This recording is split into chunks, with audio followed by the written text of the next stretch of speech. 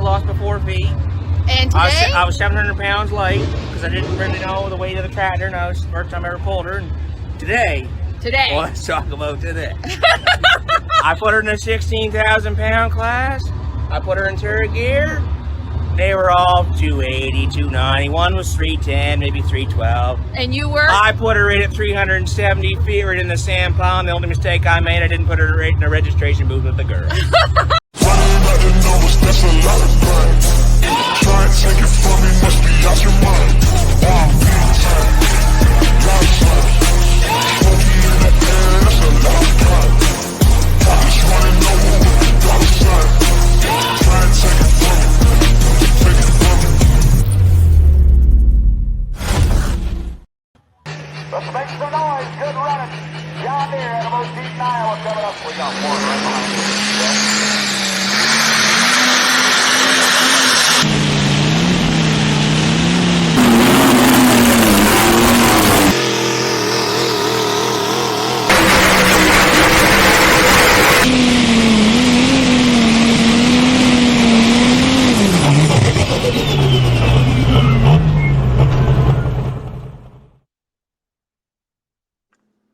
Hello, friends. Welcome to Let's Grow Pulling. As soon as we go live, Shannon busts away, Bill. That's how this is going to be tonight. There he is. There he is. He's back. So, welcome, everybody, to Let's Grow Pulling. I'm joined with Mackenzie Teedy, Mike Idle, our host every week. Right below us, we have the Shannon Leischner and the Bill Leischner, the Dirt Slinger team. I don't know, the Dirt Challenger. We've had a lot of cool names over the years, but it's been wanted to get them on tonight and tell their story. Going to see. This was your first NTPA Grand National Modified Championship, right, Bill and Shannon? Yes. That's correct. That is correct. That's awesome. And we're going to celebrate that there in a couple weeks. Before we jump into this, Mike, let's recap that Outlaw banquet. Jamie Yonke got engaged. That was the coolest thing ever at the banquet. The way sold to the highest bidder. You know, that's going to make a heck of a story for the grandbabies one time, you know, when they're sitting on laps and saying, Granddad, how did you guys get married? Well, I won her in an auction. And for those who haven't seen the video, go check it out, and we'll leave it at that. I went down to the Grundy County auction. Yeah. Yes.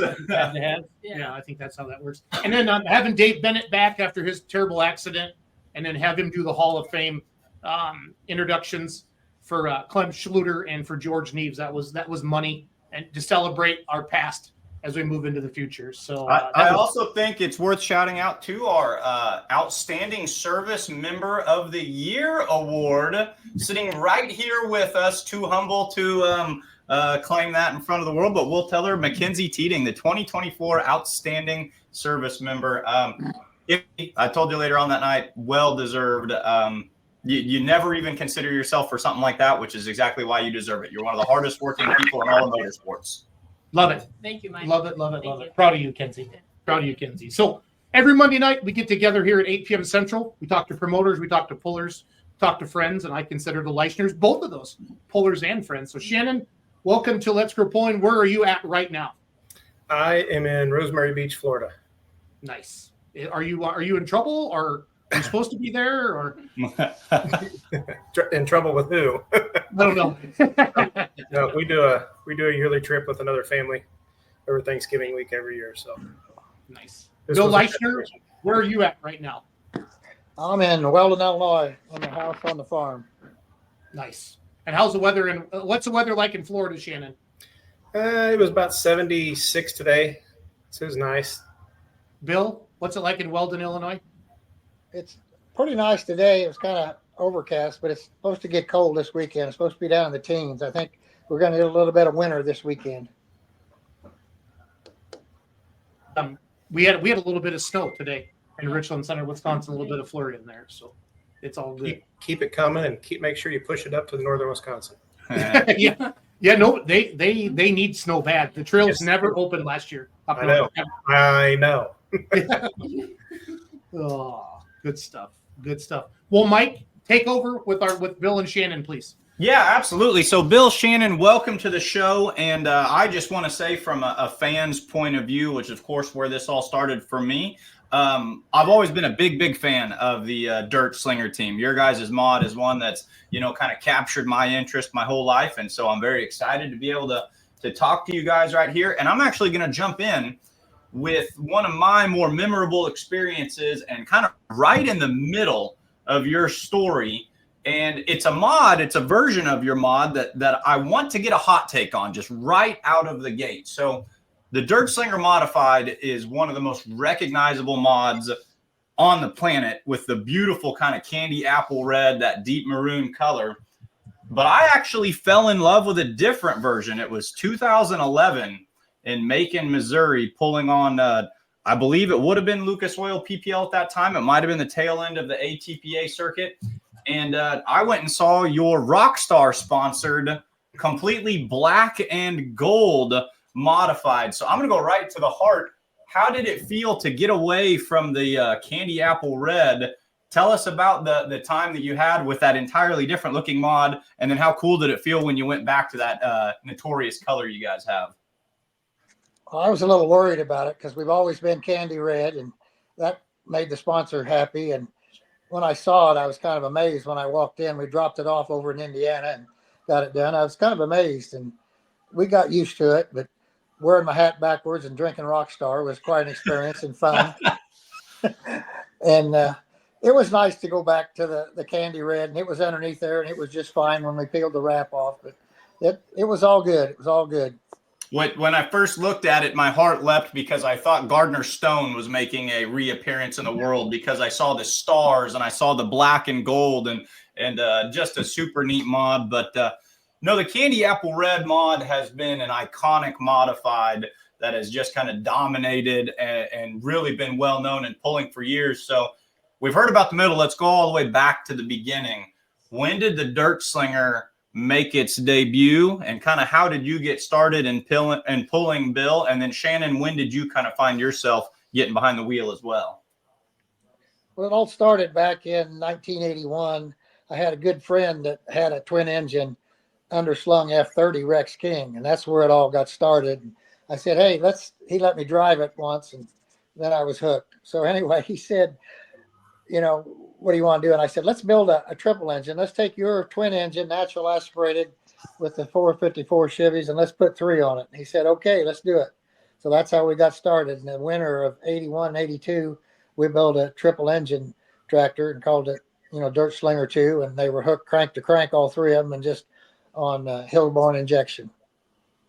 Jason, I'm going to go ahead and do some pulling through the past really early tonight.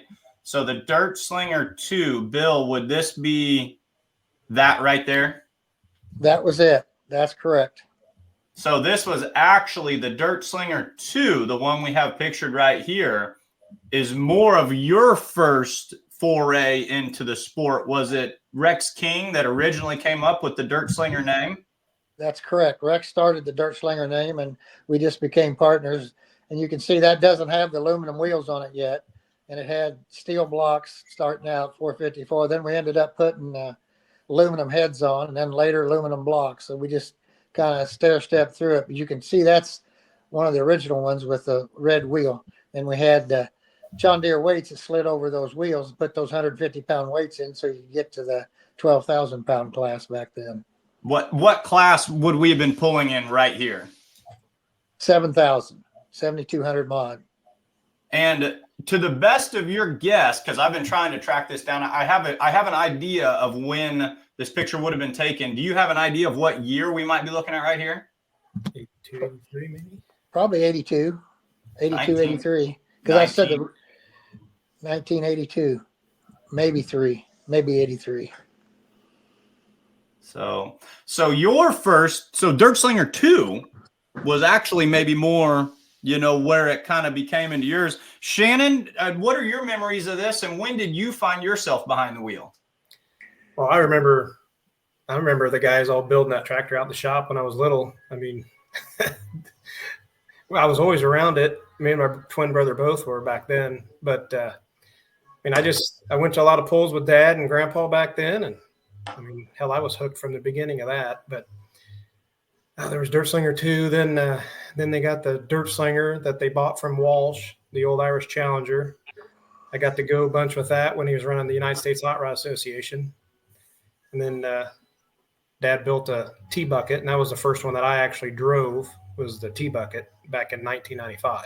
So the original dirt slinger, so kind of moving away from the dirt slinger to, you know, I had always kind of heard that came from the Walshes. Was that their yellow one? Didn't they have a green one and a yellow one? Did you guys end up with the yellow one? Is that right?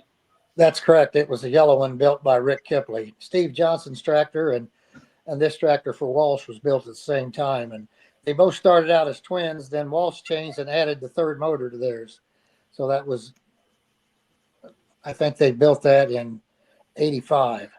What did they call it? Was the green one would have been Irish Challenger. Were they both called Irish Challenger, or did the yellow one have its own name on it? That's the same. They were both Irish Challenger. So both Irish Challenger. And tell us again, what year did you purchase it? 1987.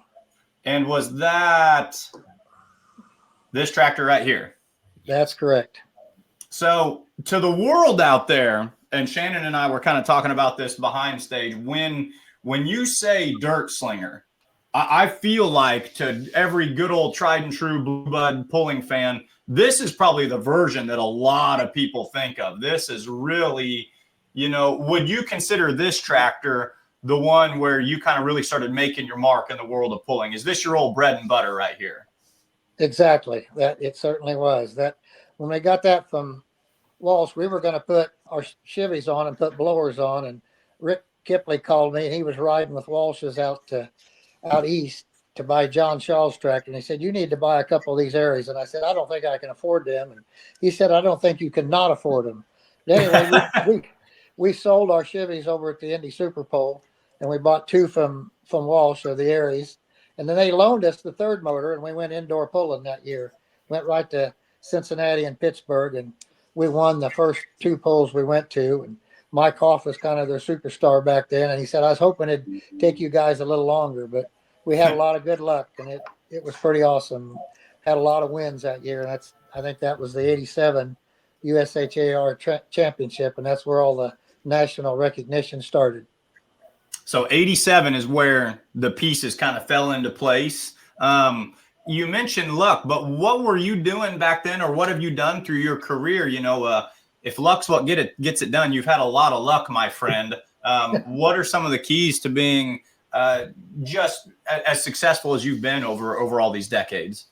Oh, surround yourself with a lot of good people. Back then when we started, we had Rick Kipley, who was awesome, and that, you know, that helps. And the family just picked up on this, and you pay attention, you know, pay attention to tires, blowers, and that's what a lot of it's about, you know, gear ratios, and just surround yourself with a lot of people and made some good decisions.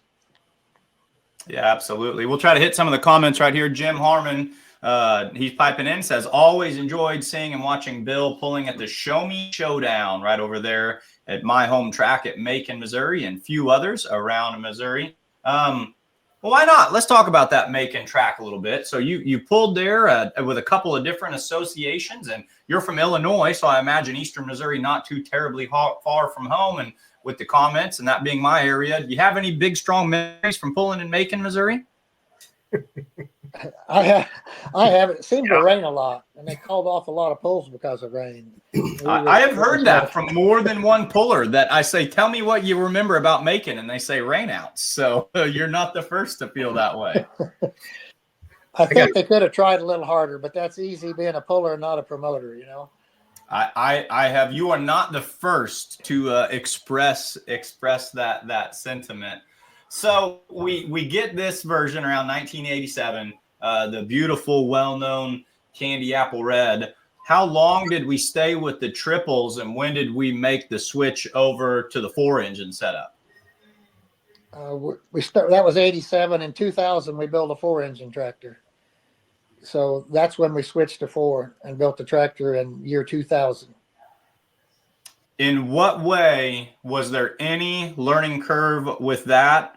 Or was that at the point where, you know what, you'd been driving mods for a pair of decades now and you were pretty comfortable regardless of what was in front of you? I think the 87 tractor, you know, we pulled the 5 mod with it, put the motor on, pulled 7 and 9.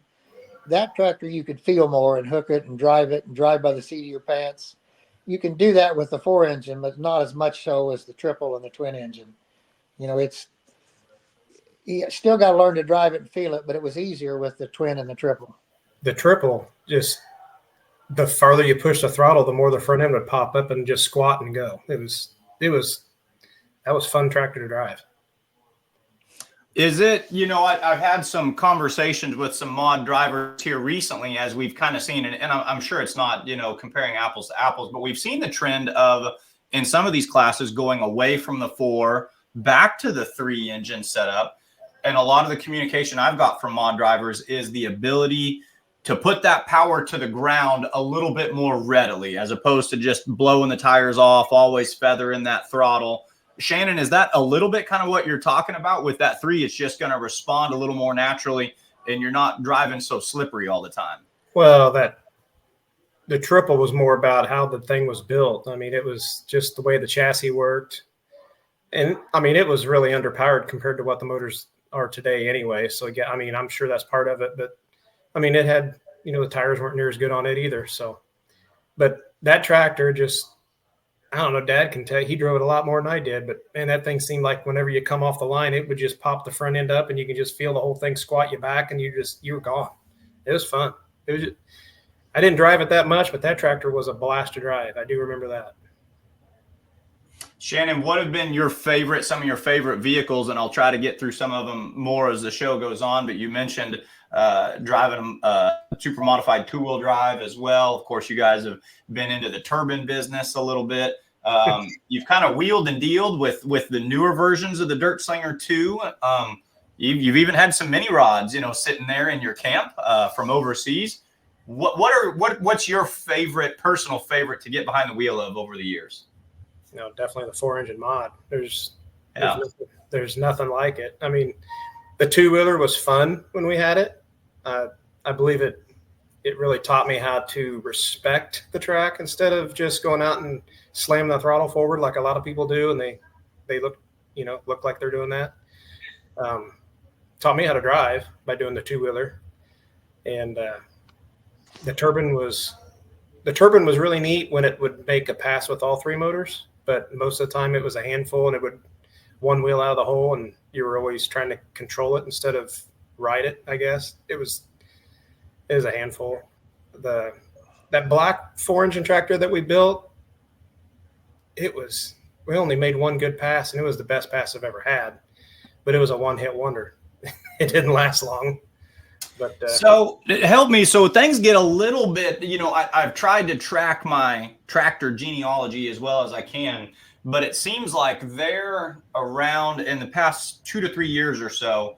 It's kind of been the Wild West a little bit when it comes to new modifieds on the scene and ones changing hands.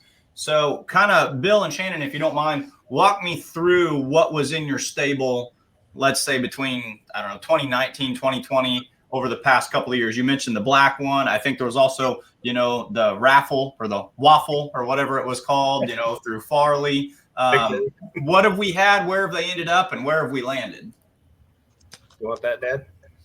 Go ahead if you want to, because it. You go ahead. I'll chime in. You go ahead and start it.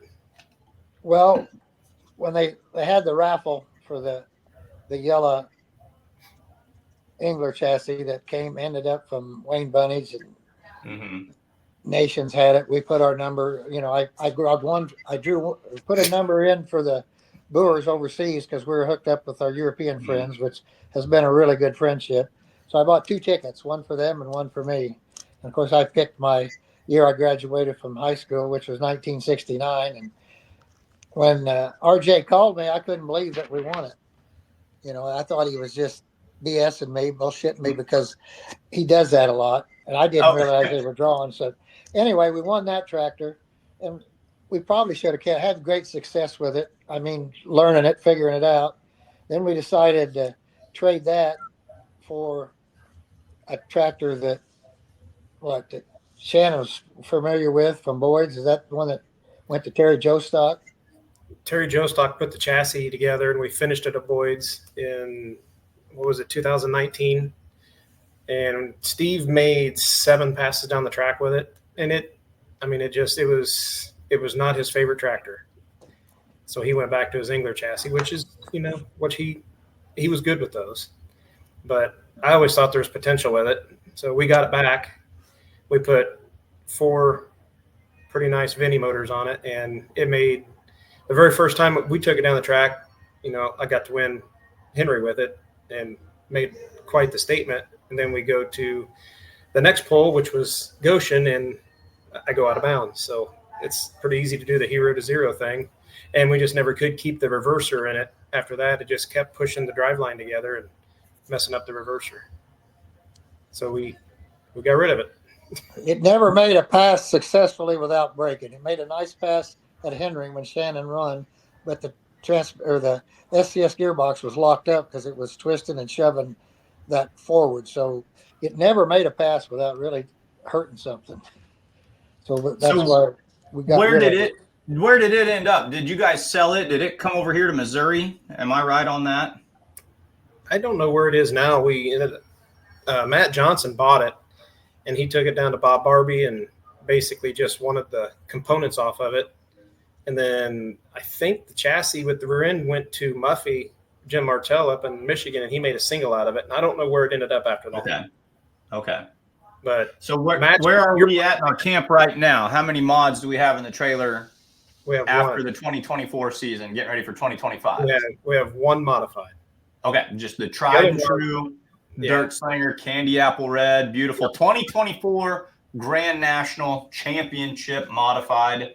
And let's go ahead and talk about that. Bill, you know, Shannon mentioned pulling with USHRA. You know, I've seen you with ATPA and PPL throughout the years.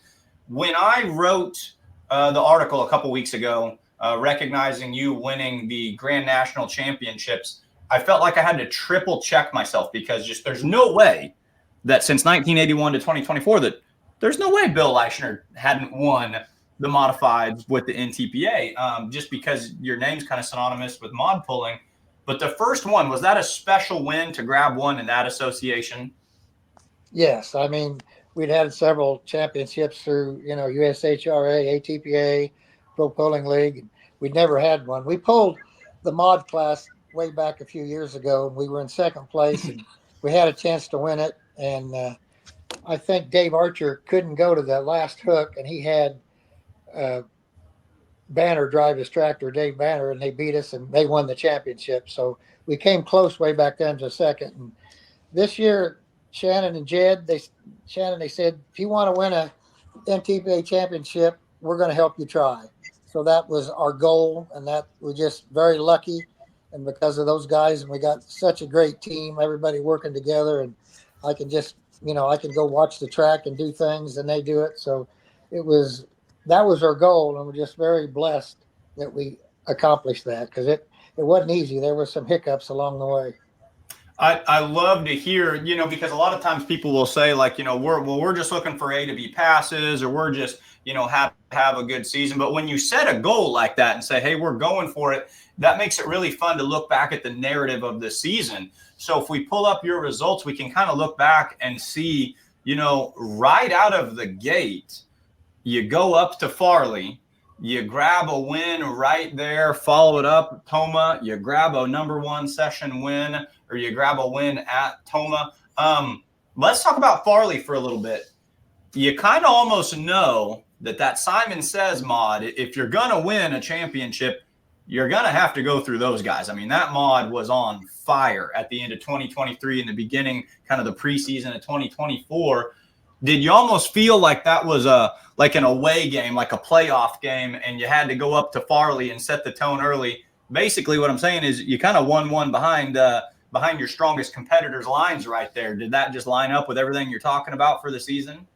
Yeah, I mean, we had a little bit of a learning curve. We ran 7,800 pounds with Pro Pulling League, so we go down to 7,500 with a 4-engine tractor. A lot of times you don't have enough weight on the front. So you're trying to figure out how far to put the drawbar down. Can you run all, you know, we always run all the way forward. There's no doubt about that. Yeah. In that 75. So we had a learning curve. And the year before we pulled the 7,500 mod with NTPNF, we figured some things out. So we figured out what to do with the drawbar and the gear, and it just really worked well. The track wasn't a real killer. Some of the guys, you know, they were set up for a killer track. So it just worked for us there. And now getting by Simons, that's quite a feat, because you're right. You have to go through them if you're going to win the championship. That's just, they were on a roll at the end of 23. Yeah, and they started off 24 pretty big. You know, they had back-to-back wins at Louisville at the 2 indoor events that they had there. Followed that up with, I think, Jason, you correct me if I'm right, but I think they won the Pullers Championship as well. So Yes. You kind of knew that was going to be one you were going to have to chase down. But you started off hot in the Grand National season, and things kind of just kept rolling. Like I said, you pick up a win in Farley, you pick up a win in Toma, you pick up a second place in Toma. We won't talk about Rockwell. We'll just leave that one alone. But if you go through, your finishes are just consistently second place, first place, with a win at Enderley too. So yeah, this one's gotta mean a lot to you, I imagine. Yeah, that, we had a few hiccups at Bowling Green, and like you said, we didn't do that good west in Iowa. It was really nice to go to Sandwich and do good, and then to go to the Enderley and pull that pull off at Enderley. That was quite an accomplishment, and I think that made a pretty good statement. That was just a team that was really set on doing good. We had a little hiccup the second day, and we could have been overtaken, but a lot of that was a numbers game. The tractor wanted to go out of bounds, so we did good enough, and Simons didn't do. They had a little hiccup themselves, so we were lucky to win that. At Sandwich to win the points championship. So then that made us try even harder when we went to the Enderley. Yeah, that's got to be kind of a fun double down when you can wrap up a points championship and then go out to the All-Star Pull and come away with a victory there too, to kind of put that cherry on top. How many total points championships does your team have? And do you kind of remember, which organizations or where they've been over the years? Yeah, the national, we did really well in the state. We used to won a lot of championships in state pulling. Went to the Illinois State Fair, won all 4 classes. But our first national deal was the USHRA championship in '87. And then we went to ATPA championships. There were several of them. PPL, I wrote some of them down, 2006, 7, 8, 10, 12, 13, 17. And then 23 was the last, PPL, Pro Pulling League. Then this was our NT. I think we have 15 total national championships with just dirt slinger. That's, we had a couple we were involved in with the mini rod, but just the dirt slinger was about 15. Yeah, so you rattled off a big streak right there between the ATPA and the PPL. So, but you mentioned the mini rod, and you allude to some other tractors, and I know that everybody's chomping at the bit. I think 2 stories we really want to hear. We want to hear about the Dirt Challenger and how that came to be, and just talk to us about life with the turbines. And then, of course, we've got to hear about that Bobcat Jr., with how that relationship with that team came to be. Abby winning the Bowling Green ring, her being just such a great fit in the mini rod division. So whichever story you want to tell us, we want to hear about the turbine and we want to hear about the mini rod. So let the world know what both you have to say. And Shannon, chime in at any point with your 2 cents as well. The turbine tractor started with a partnership with Joe Etter. We both thought that might be a good thing. Walsh's crash in 95? Yeah, I think. And it sat idle. And I told him, 8. What was it? 98. This is the Fort Recovery crash, right? This is kind of the one that stopped the world for a while in pulling. Yep. That, and so they decided to sell it, and Joe and I bought it and started out with it. We did fairly good with it. I mean, we ran 2 motors, and they wouldn't let us run 3. It really needed 3 to be competitive. But I think I won. The only pull I won was when Bill Voorhees won them all, except that we won the pull at the Lion Super Pull, I think. Is that right, Shannon? You won Mount Sterling with the turbine. That's maybe the only one. And I won a chair with it too. Did you? I don't remember that. I remember Mount Sterling. But I don't know. We didn't pay enough attention to it somewhat. We thought it was going to be, pretty maintenance. It's supposed to be maintenance free, and there's more maintenance on a turbine than there is anything. So anybody that tells you they don't work on a turbine, they're either not running it or they don't know what they're doing. We thought it'd be consistent and low maintenance. It was not low maintenance, and it wasn't consistent. So we didn't have luck with it. It was not easy. So did it go on to become, so it of course was the old Irish Challenger, triple turbine. And did then that go to Farley? Did that become the Simon Says triple engine turbine? Is that the same machine? Yes, Yes, that's correct. And has it now then made its way back to the Walsh camp? Are we tracing that one correctly? Yes. That's correct.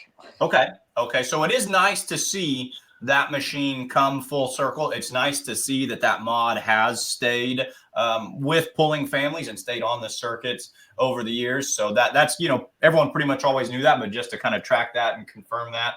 So it was an interesting point where you guys were running two of them. It's fun that we had, the 4 blower motors side by side with the turbine. So cool that you did that. But let's talk about that mini rod. I mean, what a cool moment, or what a cool span in your team's career. How did you meet the folks from overseas? How did that partnership come to be? And, let's tip our cap to Abby, because, man, she's been a whale of a driver in that thing over a couple years as well. So tell us that story, guys. Well, it started out with a friendship with Brian Knox, and got to dealing, and those guys came over, and I talked to them at Toma, and then years later they were coming, and I just offered to put it in our trailer because we had room, and haul it home and haul it to a couple pulls. And the friendship just started with them. They're very competitive and good pullers, and we were, and it made a nice, team marriage, and they're just great people. And we went over there, and they came over here, and we just clicked together. And they usually are up in the top of the class. They don't very often very far down, and they wanted to remind me they don't always win, but when I looked at their record, they're pretty tough. There was a long time, before Full Pull was doing its thing, when it was only just us fans up in the stands putting money in a hat and saying who we thought was going to win, and handshake deals and whatnot. That Bobcat Jr. was my quick and easy pick in the mini rod class for many years, right in a row there. Guys, what's it like driving a mini rod compared to driving a big 4-engine mod? Well, the first time I drove it, I think, was at Goshen. And I said, hell, that thing doesn't really hook up. You just nail it, and it just burns the tires down there. Sometimes you can feel it, but you got to get on it and make it hook. I mean, you can't just be completely crazy, but you better not wait around, or you're going to get behind it real easy in the mini rod. I've only drove the mini one time, so I don't have much experience on it. Well, Shannon, we were speaking on the phone yesterday. You said you've got someone down there that you're hanging out with, spending a little time with you guys on family vacation, and you wouldn't mind giving him a hard time. You're spending a little more time with a mini rod driver these days, is what I hear. So who you got hanging out with you down there on the family vacation? Got Grant Theobald down here, but he's hiding right now. We can't get him on here and let him. So we'll just, we'll give the mini rod drivers a hard time then, and we can beat up on him a little bit since he can't defend himself. So wife just walked in. She's going to go get Grant. He's been dating my daughter, so he's been a lot of fun down here. I will say that he's been opening up, just kind of getting knowing a little bit right now. He's a good kid, good family. Sure. Yeah, definitely a long lineage of pulling right there. So we'll have to get him on here and pick on him a little bit. I'm seeing Jason and Kenzie putting some vintage photos up here and some vintage videos throughout the year. I saw you guys did put the Rockstar version, and I stick by what I said. That was an awesome, awesome looking version of that mod, but you cannot go wrong with the Candy Apple Red. Let's talk some indoor pulling. Mike, we're still looking for a picture of Bill with his hat on backwards drinking Rockstar. We have not. I feel like it was a whole thing. You could walk by his trailer, and like the Rockstar Energy girls were there, and you could get a free Rockstar. That's all I drank for a year after going and watching that pull. I thought it was the coolest thing I'd ever seen. Jason, Henry, Illinois. 2010, like Henry or something like that. It was at Henry. We're looking right now. Yeah, you'll find Bill, what's the farthest you've ever pulled from home, from Illinois? What's your farthest run? I was overseas, but it wasn't with our tractor. That was with Bettis's triple engine overseas You've been to California. In the Netherlands when I went over there and pulled indoors at Ahoy. Okay, what about the States? Oh, one year SRO took us to California and Washington. I mean, we pulled in about every dome in the country there back in the 80s after we got the triple. I mean, the triple and the four. I guess it was all the triple back then. Yeah, we pulled in, the Astrodome before they tore it down. We were in the Pontiac Silverdome. We were in California, Florida, went to Florida and Tampa and pulled. We traveled a lot in the wintertime back then. He's faking. That's awesome. Well, Grant's asleep. I heard you say he's faking. Yeah, I think he is. I'd like to give you an interesting statistic. When I started driving, when I was partners with Rex, I couldn't do very well, and he did real well. I just seemed like every time I was way back. But Shannon's first drive, he drove the two-wheeler, and he won the first pull. He hooked in it, and he had a good piece. The next night, he set the front wheel on the stake at a dark pull indicator and got DQ'd. So he went from a hero to a zero. The first time. So Robert Ben was fair to everybody. It's kind of like the black mod. The first time he goes out with the new black mod, he wins, and then the next time, there might be some consistencies here. That's why I wouldn't drive a mini rod again. And Jed drove the 4-engine tractor at the State Fair in Illinois the first time, and he won that, and he won the next several years after that. So those guys had good success. Abby, the first time she drove was when we were trying to win the championship at Wheatland, and she won that pole. So I feel very fortunate and blessed that my offspring did very well. I just wanted to point that statistic out. I didn't start out good. Those three did. That's really, really cool. That's awesome that you guys have had so much success and that it's been done as a family and it's done as a team, which you've talked a lot about tonight. We're looking at all these old school indoor videos that I just absolutely love. There's a stat here, speaking of statistics, and I don't remember what it is, and you can help me out. Let's talk about Louisville. I want to say you have either the most overall appearances or the most consecutive appearances, something to that effect at Louisville. How many straight years have you qualified for the National Farm Machinery Show? Yeah, we've been there every year. I think Wayne Sullivan's maybe been as many years or more. He skipped a few, but we've been there since '82 every year. So we got the longest consecutive record probably. For every puller and pulling fan out there who dreams, there's another interview series I do, and I ask them what's your biggest pulling goal, and 9 times out of 10 they say I just want to get to Louisville. I want to pull at Louisville one time. You're saying you've been every year since 1982. Let that sink in, internet. That is, Jason, that's big time. That's quite a statement and quite a feat right there. COVID's the only year they didn't have. We only bring the biggest stars on Let's Go Pulling, Mike. Only the biggest stars. Well, that's what we do. That's what we do. How many wins do you have at Louisville? I don't remember. Somebody told me, but we haven't done that well lately. But we used to have a pretty good record when we went there with the Walsh triple. We took the motor out with 2 engines. We won 4 out of 5 years down there with that, or maybe they drove it once. But that tractor had 4 out of 5 wins at Louisville in the 5800 mod. Steve Johnson had the other one. I remember that. We won several before the finals, and our record's not as good, but the competition's tough. I mean, just getting to Louisville and getting invited is an honor. If you can get in the top 3 or win that, you're just pretty lucky and pretty blessed and pretty good. Yeah, I thought the finals from Louisville, Kentucky, the Saturday Night Mod Class finals this past year was one of the most entertaining and best narratives that we'd seen with you guys all battling it out. And yeah, just you're absolutely right. The amount of iron you have to go through to get there, it's no small accomplishment. Any one of those guys can win any given night. There was a time in pulling where indoor pulling, it seems, especially with the mods, was almost just as big as outdoor pulling.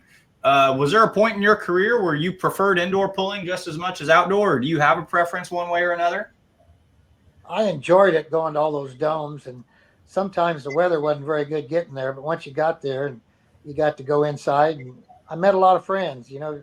I see Gary Collins, and I used to ride with Bigfoot and all those guys I got to be such good friends with. That's what was so special about it. And the pullers from, out of state that I didn't know that we come across it. I just got a lot of good friends out there from that wintertime circuit. What's the neatest indoor dome or venue or setup you ever pulled at? That thing at Minneapolis was kind of cool where we were racing. You remember that? That was kind of scary because you were going to go off the end. I mean, that was a speed race deal. They had ATV racing, they had monster trucks, and they had us racing the sleds, 2 tracks. When would this have been? I've seen old school videos of this, like on the Cavalcades of Power and stuff. When was this happening? Would have been the later 90s, wasn't it, Dad?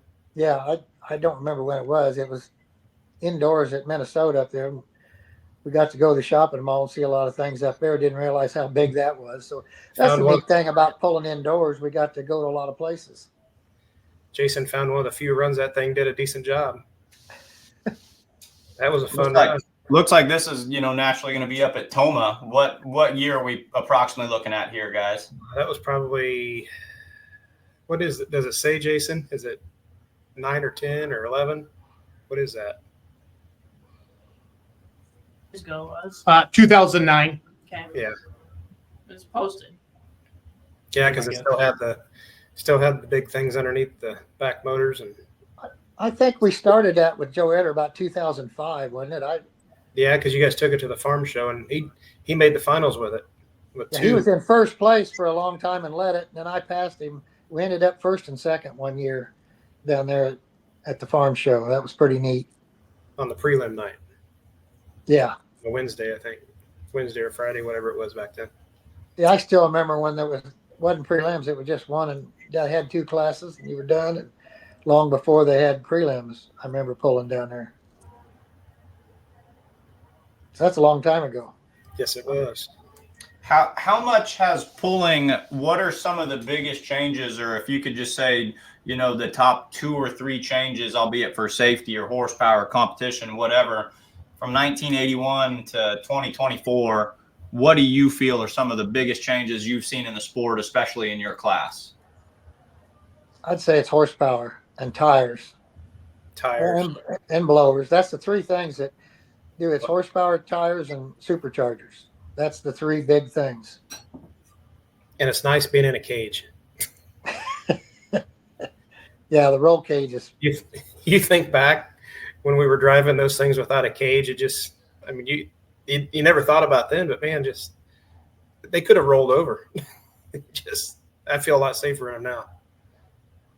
Yeah, Jason and I were doing this bit for a little bit where we were looking back at some of these vintage pulling photos that I have, and he was looking through old puller magazines, and that was kind of the number one thing we said to each other. We were like, look at the way that looks. Like your eyes, the way our eyes had to adjust when we put roll cages on, and we all kind of knew we had to do it, but we just thought it was this god-awful ugly thing. And now you almost don't even see it. And now when you look back and you just see this freelancing driver with a lap belt, and he's sitting, 3.5 feet above, the rear fenders, your eyes kind of look at that and be like, oh man, that's certainly different. So Shannon, I'm glad that you point blank say that it, as a puller, it feels nice to be in this thing. Tires and horsepower, which is more vital going into the 2025 season? I feel like we've seen these 2 bounce back and forth. You're always chasing tires. You're always chasing horsepower. Bill, which of the 2 of those do you feel is the bigger determining factor in pulling right now? Well, the Mitas tires is dominating the mod class. I mean, we improved our tractor 30 feet when I think we put them on, but it's a combination of those 2 and gear ratio, that, and figuring out the weight on the front, how far to put the drawbar down. It's a combination of all those. If you don't get the tires and the weight right, and the drawbar is going to drop down, all the horsepower doesn't make any difference. You got to manage the horsepower for the tire. Elaborate on that. Well, that's part of what you do when you read the track. I mean, yep. You got to know what the track will handle. I mean, you guys kept talking earlier about, you want to beat this guy or beat that guy, but anytime I'm at the track, I'm just trying to pull down the track the best I can, because I figured if that happens, then you're going to win. I mean, I try to take everybody out of the equation, and there's so many variables in it. You just try to make the best pass when you make your pass. You get caught up in, oh, this guy's here at this pole. Well, I don't care who's at a pole. Sure. I feel like I can win every time I'm there. So I'm trying everything I can to make the vehicle that I'm tuning, or if that, I really like it whenever Dad's driving and Jed and I are setting the tractor up, because he's a great driver. So it's easy when he's in the seat sometimes. Not always, but 95% of the time, I'd say it's easy with him in the seat. Are there certain tracks out there, be it on the current circuit or even over the year, that you guys kind of, when you're building your schedule for the season, you kind of highlight that track and say that's the one that our setup works great with? Do you guys kind of have a honey hole that you just can't wait to get back to each and every year? I love Toma. Toma's my favorite place. Just has been for 30 years. I love going to Toma. I think it's a very forgiving dirt there. That's my favorite pole also in NTPA circuit. My other one's Hillsboro, because they do such a good job, and you're going to get a good shot. It's pretty fair normally up there. They do everything they can. They, some places you go, they don't try as hard, but they definitely try hard and do a good job at Hillsboro, and that's what they do at Toma. I like the grader at Toma. Every pass, they got that grader trying to keep that hump down. That makes a big difference in the modified class. I really like that up there. But I'm surprised other venues haven't taken note of that, because it does make it so much nicer on the starting line. Consistency. I like that answer. Toma, you hear a lot of people talk about, I've even heard the analogy, like if a track is really, really good, if someone pulls somewhere else in the Midwest, or they pull, indoors, someone will be like, this is a great track tonight. That's Toma dirt, which is just an allusion to that's how good that track consistently is. So, no, I love to hear that. You guys definitely pay attention to detail. Your record speaks for itself. It's fun just to sit back and listen to all this about how the sport's evolved and about how your career has spanned out. Shannon, do you have a favorite memory, growing up in the Leischner household, all these indoor pulls, outdoor pulls, Toma, Hillsboro, multiple championships? Do you have one or two or a couple memories just looking back and you're like, man, that's one that I'll just latch on to? There's a couple. One of the neatest things I got to do was pulling at the Houston Astrodome. That was fun. Not everybody gets to do that. And Dad made sure that I drove our two-wheeler down there, it was really cool of him to basically allow me to do that. He could have drove it, but I got to. And, I remember, I don't even know what year it was. I was little. We were sitting at a bar, and we were just eating, and my dad's like, well, we could go to Pittsburgh to Three River Stadium and go pulling. And it was my grandfather, my dad, and me, and we got in a regular cab pickup, and we drove out there. It was, to me, that was spur of the moment. We're going to go pulling in Pittsburgh, right? Yeah. And I got to go, that was, to go with my dad and my grandfather, the three of us, that was honestly probably the most memorable moment I've ever had in tractor pulling. I love that answer, because, as a professional puller, I think you would say, oh, well, it was a time that I had 5 consecutive wins or this or that, but that's such a relatable answer. I know Jason can relate to that. I can relate to that. Every fan watching, that time where your dad and grandpa look at you and say, hey, let's make a road trip and go pulling, for no reason other than the fact that we can and we want to and we should. So that's something that I think everyone out here watching says, you know what, we've all been there. Bill, it's been an awesome, illustrious career. Do you have a memory that stands out to you and all your awesome accomplishments? There's 3 that stand out, and I mentioned them earlier. It's when, Shannon drove for the first time and won, Jed drove for the first time and won, and Abby drove and won. I got to enjoy that, watching them more than myself going down the track. That's family, that's special. So to take away a common theme with both of these, and, you guys being on here together, and you can just speak about this, pulling, I think, is one of the biggest family sports out there. We speak about it a lot with the associations I work with. We call each other more of a family than competitors or than coworkers. I have no doubt that you agree with that. Just talk about what it means to be a family of pullers, and could you even do it without your family? I couldn't. And I've got good friends that are just like family. They dedicate their time and and they love doing it. They're not paid help. They just love it, and and they go with us to help. I buy them a few meals and stuff, but the family and friends were all close. It's besides the blood family, there's a good family here in the Dirt Slinger team. That's what makes it happen. That's why it's worthwhile. It's just very blessed I am. Bill, who are some of those people over the years that have been that, not necessarily blood family, but your best friends or go with you a lot? Who are some of those guys and gals over the years? Well, B.O.B. has been going here the last several years. I mean, he started coming around. And he's good. He's very involved in it. He really liked the mini rod. We got Zach, who works at Clinton at a welding shop, is really good. Who am I forgetting, Shannon? There's so many. You got Merle goes, Kimmel. He's awesome help. I mean, and there's so many people over the years. I mean, shoot, when I started pulling, so one of our John Deere mechanics would go with me a lot, and then his son, back in 95, I think it was, I had two 14-year-old boys going with me, and Dad and the other guys were taking Dirt Slinger and going on, the national stuff. And here I was running the state stuff with that T-bucket with two 14-year-olds Dad's friend from home, Jack Walters, went with me a lot too. That's how I got started. Dad just said, here you go, take the truck and go. And we're going this way.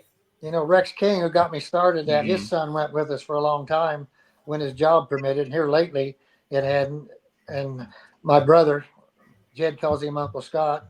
And Jed mentioned, David Hicks. I guess Shannon mentioned David Hicks. And Jed still stays close to him. His health doesn't allow him to go, but he was a good friend and liked to help us. We've just been blessed with all those guys. And, that and the sponsors, that's what makes this happen. Can I mention the sponsors, Suits Ag Services, Unser Equipment, SCS Gearbox, and Pico Composite Specialties. But, Eric Suits and Mike Unziker and them, those guys, and they love pulling and go, and they help us, and they're part of the team. It's a team effort. This is not Bill Leischner it's Leischner family with all this other family. And it's somebody else that was big for you was Scott King. Went for a long time. That was Rex King's son. And I thought I mentioned him too earlier. Yeah, Scott was a big part of it. He helps a lot.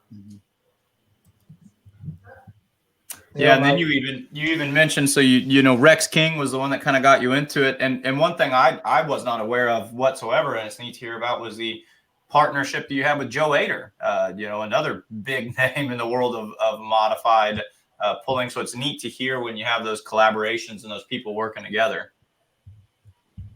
I think he was trying to change the game. We thought that'd be something that'd work, and we were good friends, and it didn't quite destroy our friendship. we struggled with it, but we're still good friends. Joe's a great guy, and he's an awesome puller, and he's kind of a one-man band deal. I mean, Joe's responsible for all his success.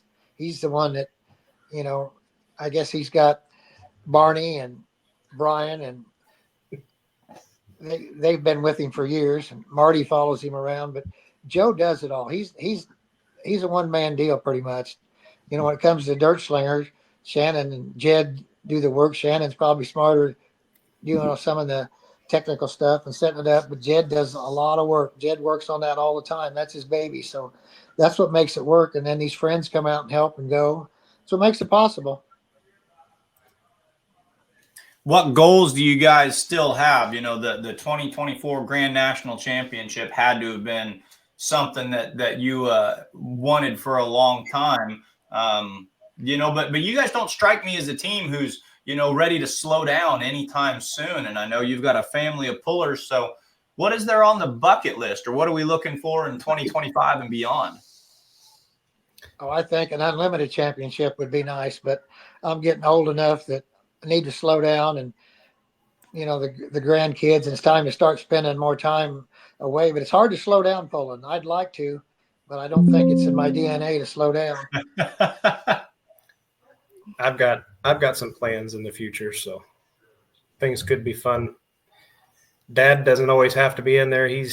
I wanted to make sure that I was part of Dad's Grand National Championship. That's why I was pushing him so hard at the beginning of the year, and he did it. I mean, he proved he's still the best, without a doubt. And then we need to mention Matt Johnson, who's the new owner and there's not anybody let the Dirt Slinger name go on other than Matt. He's got, 1X dirt slinger. And Matt's a hell of a guy, a hell of a competitor. Got to be friends with him. He bought the old Bobcat mini rod, and we struggled with that tractor, a new Barbie chassis. But I think there's great things to come with that, and he's part of our team. You're going to see a lot of great things out of Matt and his team and teaming up. I think there's a lot of great things coming there. So I have the video queued up, guys, from Farley Friday night when you won with sound. So do you care if I play it, Mike? Is that okay? Go right ahead. Okay. Luck, I guess what it was, but got to know Bill and his whole family. Shannon does some motor work for us. Work with a good group of people. So current leader, Ricky Rose, still sitting up top of the giddy up, 44-7.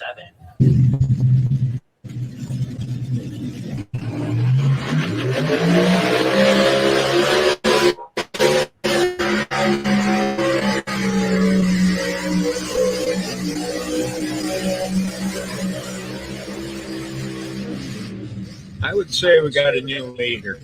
You took the words right out of my mouth, Bruce. What a pass by Bill Leischner.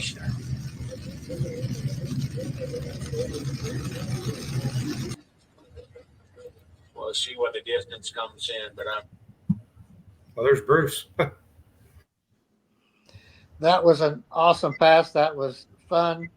We kind of agreed on what to do with the drawbar and the weights and the gear, and that was awesome to start out that season there at Farley with that win. That was pretty awesome. That's getting up there with a lot of them.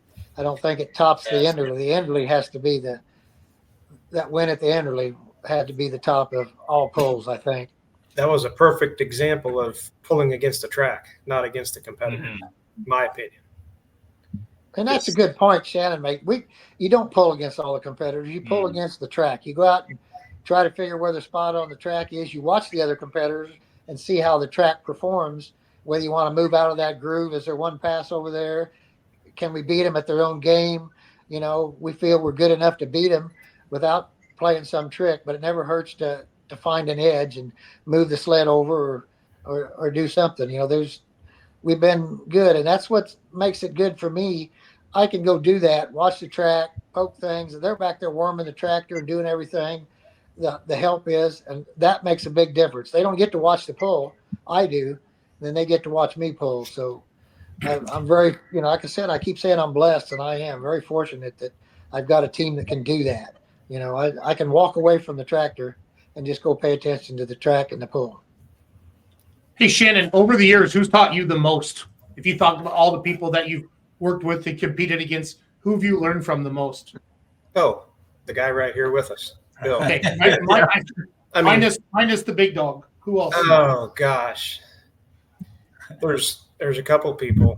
When I went out to Boyd's, I took a lot of knowledge with me from our camp. But I can honestly say when I went out there with just working with Steve Boyd, getting to run the dyno all the time, Steve was awesome. Hell, Dad and I talk about it all the time. I got to learn a lot basically on Steve's dime, but Steve was a blast. He's a class deal. That was fun, but that was just stuff. He let me do basically anything I wanted to do to try stuff, and we learned a lot together. But I had all the tools I needed, and it was fun. He was a guy. Everybody thinks you can just blow money out there. Oh God, no. You had to account for everything, and that was good. I learned a lot with Steve Boyd. Steve Boyd I'd say he's probably second to what I learned. I think Dad would agree with me because I brought a lot of knowledge back with me to Dirt Slinger too. But there's a lot of people that I've learned from, and I tell my kids the same thing all the time: is it's not who you are, it's who you surround yourself with. Yep. So, put yourself in a situation where you're around smart people or good people, and you'll be like them. And that's what I've tried to do. That's what I try to do all the time. So, love it. Mm-hmm. Hey, Bill, are there any diesel classes that you enjoy watching, tractors or trucks? Oh, and I like all classes. The pro stock's kind of amazing to me. The super stock diesels just seem so much horsepower and stuff, and so much maintenance. But the pro stock's kind of that way too. But I love hearing the sound of a pro stock, and it'd be nice to sit on one of them and that whoop whoop whoop whoop whoop and get to go down the track on that. Bill, I was just going to love have you that. say, you could say womp, womp, womp for me a couple times, Bill. I might snip that out of the podcast. So He needs a womp womp t-shirt. Get him a womp womp t-shirt. And I will Jed's definitely- Jed's little guy just turned 2, and he does the womp womp womp. So and we're a mod puller. I love it. I love it. I love it. Mike? Yeah, no, I'm just sitting here taking it all in. My biggest takeaway, I think that Shannon and Bill talked about something kind of extensively tonight that is just a huge learning aspect. You know, we as announcers and we as fans really jive with this idea of, you know, so-and-so's winning the pool right now. They're at 331.24. Like, the next guy's got to go that far. And we really get on this person versus person competitive aspect of it. Team Leischner here, and I'm sure most, you know, really good teams would do the same thing, have really reminded the world and reminded me, you're not playing a one-on-one battle or a 1 versus 9 battle with these other guys out here. It's you and the track, and it's making sure that your attentiveness to detail. And you've heard Bill talk a lot about tonight about he's able to go and read and look at things while his team is working behind the scenes, and then he can come back in with the data. Bill and Shannon, I just really enjoyed hearing about that. I think that's such a, you know, we here at Let's Grow Pulling, one of our main jobs is to pull back the curtain and let fans see what's going on in the mind of a puller. And I just thought that was one of the best things to do, to tell the fans this is how it really looks and how it really works. You guys did an awesome job explaining that. And just one more time, I want to say thank you for coming on. I've been a lifelong fan, and you know, you guys are awesome. A lot of cool modifieds out there, and a lot of success. Well, thank you, Mike. I appreciate that. But I'm just the team makes me look good as a driver. It's just a team effort, and I got to say, it's not Bill Leischner, it's the team, and I enjoy it. And I got a bunch of good guys and women. Even got a woman that came from, you know, Yellow Fever and Don Nolan pulled, and that's who my fiance girlfriend is now. So that goes way back to the Don Nolan, and you know, he either won or he was last. He experimented with stuff. So. And that helps my situation to have a support from a woman going, and that's really nice. I really appreciate her. He can say what he wants about he's not the reason, but if it wasn't for Bill Leischner, none of us would be doing what we're doing. So it all stems back to him. I mean, from the beginning for us. So don't let him be modest about it. I like it. I like it a lot. Bill, thanks for coming on tonight. Shannon, if you'll hang out for a couple more minutes with us, that'd be great. Bill, have a happy Thanksgiving, and we'll see you at the NTPA banquet, okay, bud? Well, thank you much. I appreciated the invite and enjoyed being here and answering questions. Thank you very much. I got to thank you guys too. You know, for what you guys do for pulling is amazing too. The time you spend and your dedication. So thank to you guys and the other sponsors, everybody involved. It takes us all. So let's grow pulling. Let's do it. Thanks, Bill. Well said. Thanks, Bill. I'm about to pay him $20 for that. So. He just said you've got your clip for the night. Bill Leischner. Yeah, I'm writing down the timestamp. No, when Bill said "womp womp womp," that made my whole night. It was all worthwhile, because that will be on YouTube, TikTok, Instagram. Hope Bindle, if you're watching, get going on that. Shannon, my dad is my best friend to this day because of truck and tractor pulling. I don't talk about that a lot. Mom and Dad got divorced when I was in 7th grade. Mom moved us to Wisconsin for a job. Dad still lived 3 hours in Cedar Rapids, Iowa. My dad's tractor, and it was just, Shannon, it was just like a Pro Farm today, if you will, or a 3,000 RPM tractor. But that tractor, I went to Iowa every single weekend. And it wasn't so much about the pull, Shannon. And when you said this, it was the time into the pull, you know, to the pull and back in the truck with Dad. That's when you said that, Shannon, I wanted to come to Florida and hug you. Not just because it's warm, but people say to me all the time, because you know how much extra work this is. It's not just the money. No. It's the time. It's the time away from home. It's all of it. And my dad's still my best friend today. because of that. And to hear you say that about your dad, and we were just jumping on a pickup truck with a flatbed trailer. I remember I used to peel all the bugs off the front of the tractor, and I was like, Dad, we got to get an enclosed trailer someday. You know what I mean? Well, that trip, we were in a 80, I think it was an 84 regular cab Ford with a 460.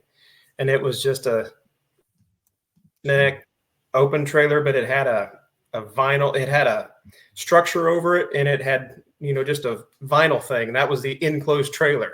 That's what we took out there when we went out there. It's something I'll never forget. I mean, I was fortunate because I got to go with my dad and my grandpa, and my grandpa was my dad's biggest fan.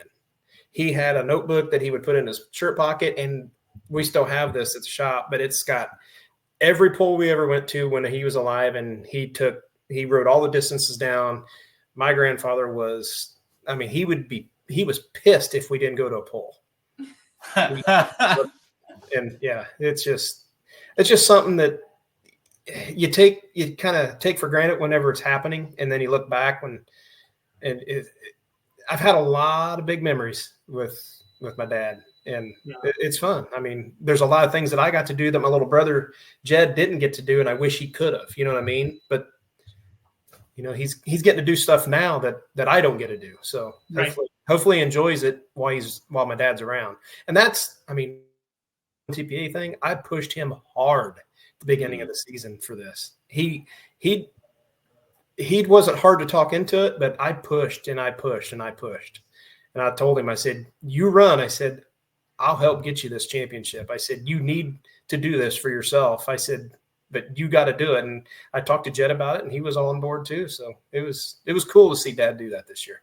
It was awesome. It was, I love seeing the newer pullers come around, but to have a legend like your father come back and remind him, I'm still pretty freaking good at this. I love the heck out of that. For us, like at full pull or any of us, we're talking about that, to set those battles up. And I feel like the mod class, and that's one thing I love about you, Shannon. It's like, you're nice to everybody, but I'm here to kick your ass. Like, you make no secret.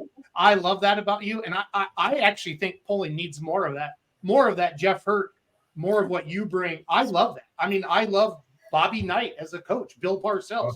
I love that, a little animosity. Like, hey, well, how close Jeff Hurt and I are, right? Yeah. When he got in the minis, I help him a lot. I try, but Jeff's I consider him one of my very best friends, and I would do anything for. Anytime I'm at a pull, he's always like, hey, can you back me in? Can you do this? Can you do that? And that's. Yeah, sure. Anything for you, Jeff. He's usually there by himself, but I can tell you, I'd put my dad in the seat before anybody. But if I didn't get to choose my dad, Jeff Hurt, without a doubt, 100% Jeff Hurt.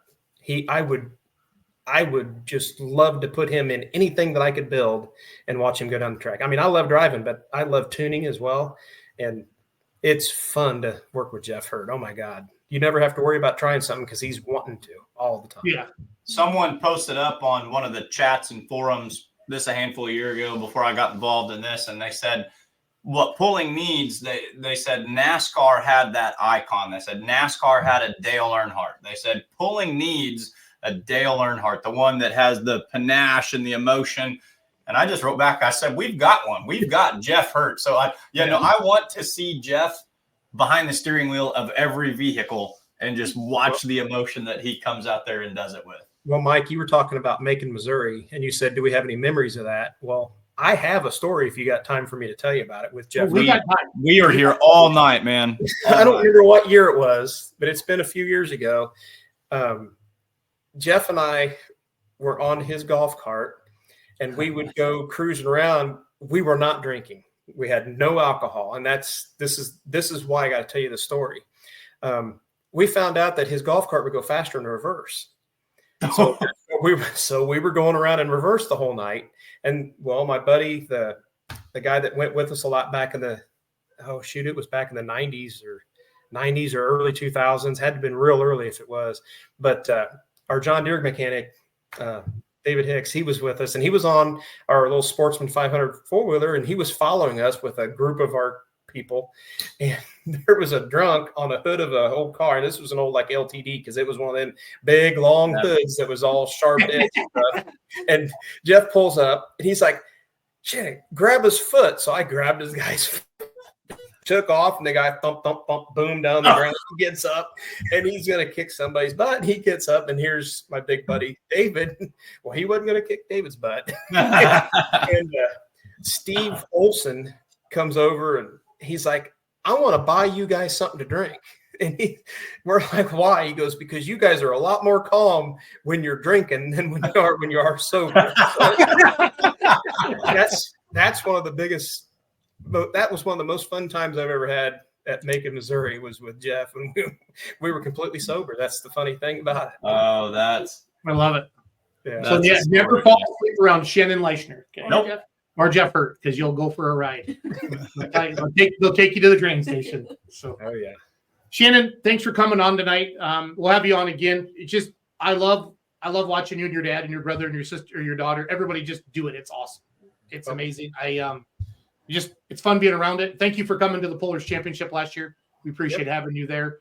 And hopefully we can get you guys there again. I know it depends upon the spring planting season. But yeah, thank you for having a hero of a dad. Thank you for continuing to push him.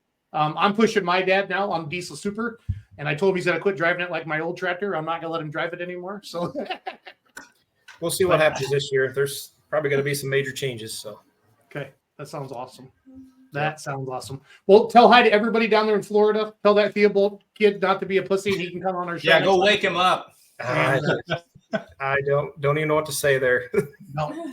And I interviewed him all summer long on full. Yeah, say that they've been on the show. They're no strangers to the show. So I always go look for like the points leaders to do it before our countdown to pull times. No, it's all good. I get it. So Shannon, happy Thanksgiving to you and your family, and we'll see you in a couple weeks in Columbus. Okay. All right. Thanks, guys. See you later. Thanks again. Tell your dad thanks again. I will. Yep. See you, buddy. Bye.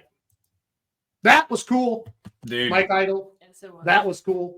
Old school fan of the Dirt Slinger mod. I mean, that's one. You know, there's a handful of tractors and trucks out there that you just grow up kind of idolizing, and they kind of speak for themselves. Dirt Slinger is modified pulling. Every single year since Louisville has started, they have pulled at the National Farm Machinery Show. Most pullers don't even get to see the inside of Freedom Hall. They've never not seen the inside of Freedom Hall. That's awesome. And I love your interview. Thank you so much for being part of our team, Mike. We didn't get you an award, but Kenzie and I got you the most. We appreciate you the most out of the three of us. Yes. The Let's Grow Pulling, I don't know, award. Speech, Mike. Speech. Just because I never stopped talking. It's okay. But hey, we're just getting started. We got pulling through the past yet. We got how did you name your puller? And then in about 20 minutes, we bring on Massetti and friends. Mm-hmm. They have a guest for us every week. And then by far, the newest phase, the most exciting thing in pulling is Facebook Marketplace, name that price. I think we have a lot of fun with that. I look forward to it every Monday. Mm-hmm. We might have a special surprise that I haven't told you two about yet even. And it's hard for me to keep secrets, if you know that. Yeah. Kenzie is around me a lot, so I talk a lot. So it's all good. Though you did keep the Kenzie Award secret. I did all weekend. That was well done. Oh, I knew since September. Oh, yeah, heck yeah. No, I was hoping they could. They didn't tell you. No, they told me. I saw the plaque up there earlier too. I was checking on it. I was up there. I was getting up there taking pictures in the hallway. So it's all good. So let's roll. Mike, you ready for pulling through the past? Let's do it.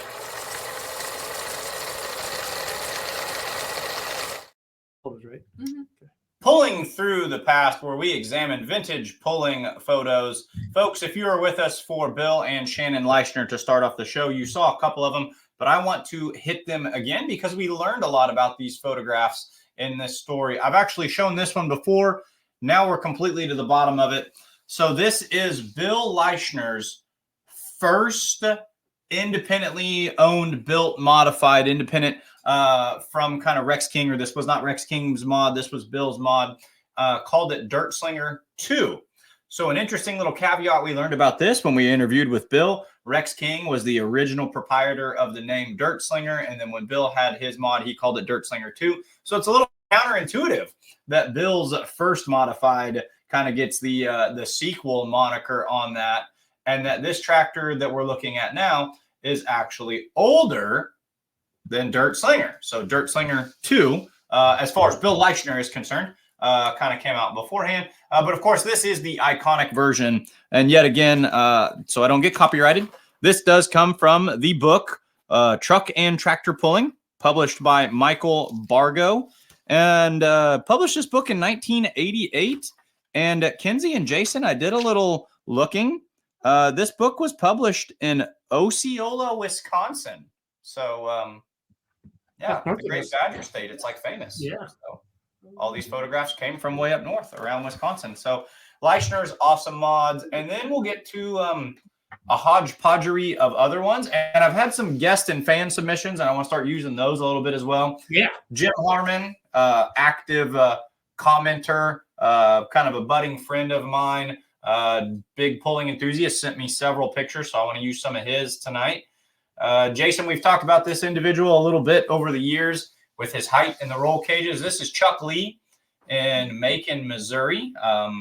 This is not rawhide or high stepping. This would have been his original tractor. I'm sure it's a little 686, pulling somewhere in the late 80s. So we're going to hit a couple of these Macon pullers tonight. So there is Chuck Lee, currently pulls on the rawhide tractor. That was one of his first ever. Mike, does he pull like with MSTPA now? Excalibur.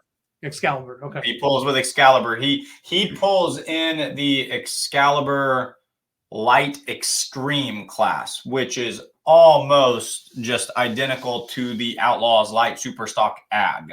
Multiple turbochargers are allowed, but it's an ag rear no end components. class. No components. No component. Yeah, it's an ag rear end class. Multiple chargers. So it's like a light limited super stock, but you can run multiple chargers is always kind of like the quick and easy way to look at that. So yeah, no, that when the Outlaws pulled at Macon, he would pull in the light super stock ag class and it just kind of slides right in there.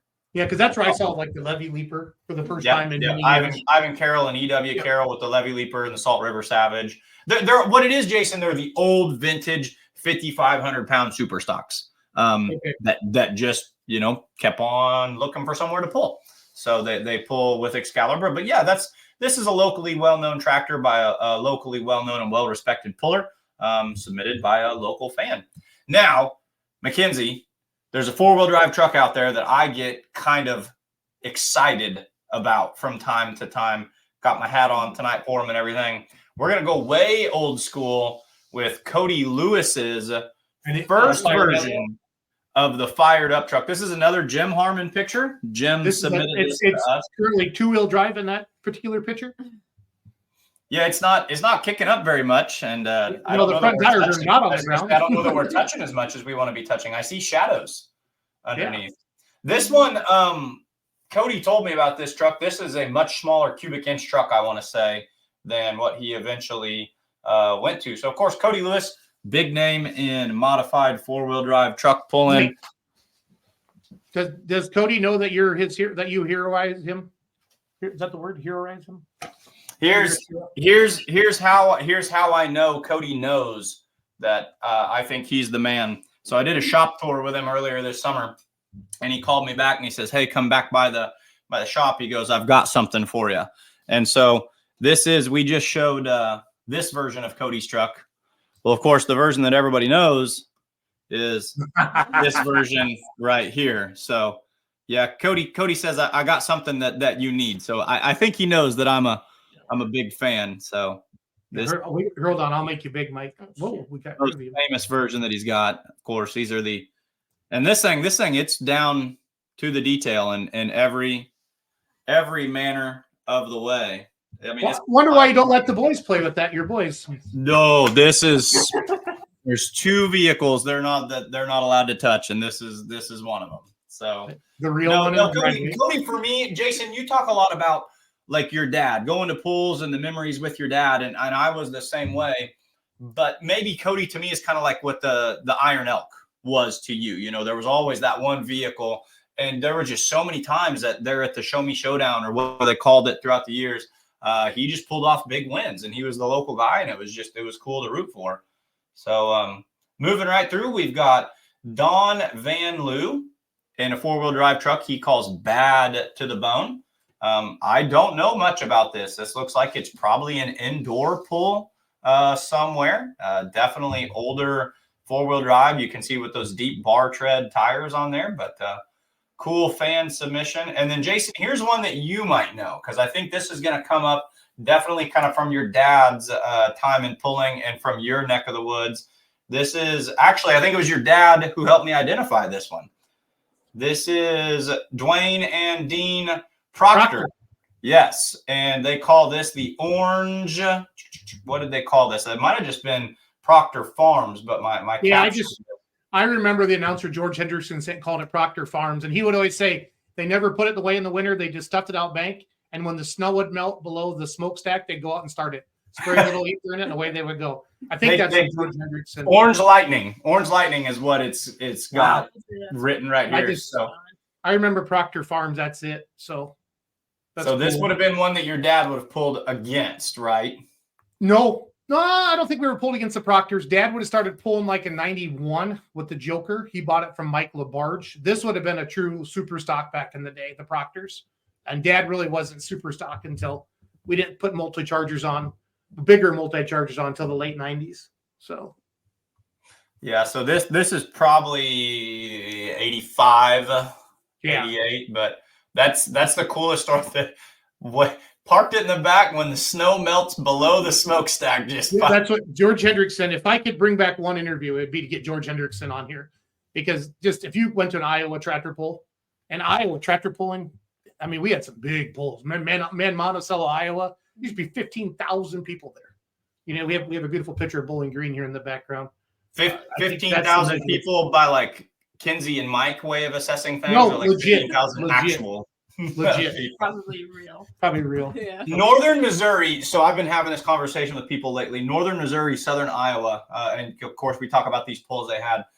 Really, there was a time where this was a kind of an epicenter in pulling. You know, there was just so much heritage and so much iron around that Iowa area, dipping down into kind of my neck of the woods, which is where a lot of these vintage pulling pictures come from. Fun to look back, but yeah, I thought you might recognize that one. All right, Mike. So we're going to move to our newest, or another one of our segments. Name that. How did you name your puller? So these are submitted by you, the puller. We don't care if it's a garden tractor all the way up to whatever, right, Kenzie? Right. We're happy. We don't care if you're Bill Leischner or you have a garden tractor called Little Dirt Slinger. So what do you got first, Kenz? You got John Seward. It has no official name yet, but we used to call it Loser. Now we call it Winner. Wow. John, I need you to be a little more original. I mean, I'm just saying. But that's cool. Corey Reichert, the 400 unit. Favorite musician is Jason Isbell, and the 400 unit. Who is that? Sorry. Hey, Mike, do you recognize that? I have no idea, but just from an English teacher's standpoint, the 400 unit, that is a badass name. I just like, this thing is a unit. This is a 400 unit. The 400 unit is also a nickname for the mental ward of the old hospital in Muscle Shoals, Alabama. Well, and us pullers the Muscle Shoals, the Stompers were out of Muscle Shoals. That's where you would go and get background recordings, like if you're a professional singer and you need like a background people to sing behind you. They were in Muscle Shoals. So I don't know. Maybe Jason Isbell went to Muscle Shoals. I just thought you were attracted to it because of the mental ward. I just thought maybe. So. Boy, what is it? We love blonde-haired, blue-eyed girls with mental issues or something like that. We have a T-shirt that says that. We sell quite a few of those. Yeah. So. Yeah. Kyle, we had Kyle on a few weeks ago. Addicted, because once you go down the track, you will be addicted, and he is not wrong. No, he is not wrong. He was one of our guests a few weeks ago. So. He's a cool dude. That's a good interview with him. Renee Woodford, my engagement ring, because who needs jewelry when they can have a tractor? Well said. There you go. Some of our friends they have multiple wives and or multiple rings with their multiple trucks. And you should have, you know what, when you bought your diesel super stock, Jason, that's what you should have told your wife. Says, hey, this is for you. You know? No. We're well past all that rubbery. Mickey Brown, the demonstrator, it's pretty obvious why it's named what it is. That's a good looking little rig. I like that a lot. That's it. That's it. All right. Well, let me queue up MLM Motorsports. Let's go live on their page. Mm-hmm. Mike, what MLM Motorsports is brought to the Let's Grow and Pulling the Let's Well Grow Pulling said. podcast is pretty awesome. Yes. The Massetti boys are fun. I love what they're doing on the West Coast. They have 2 sleds out there now. Obviously, we know the Golden State Invitational is badass, and the events leading up to that are great as well. But I really like what they're doing. So, without further ado,